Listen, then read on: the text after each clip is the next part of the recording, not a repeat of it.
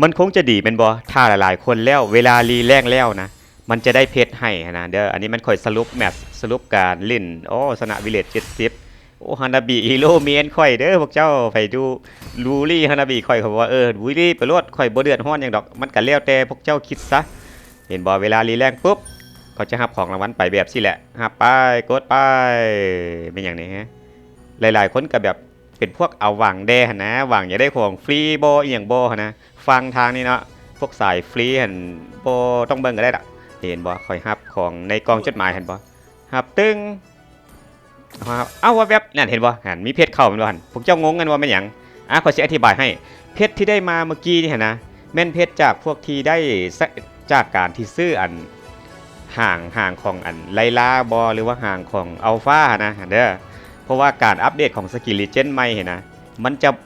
ให้ฟรีเลยมันจะบ่ให้ซื้อเอาเข้าใจบ่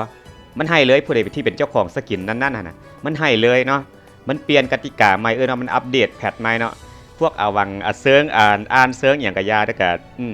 ทำใจไปซะเท่านั้นแหละกรุณาแน่ไปอ่านเบิ่งแน่ว่าเฮ็ดจังได๋จึงได้เพชรหั่นนะ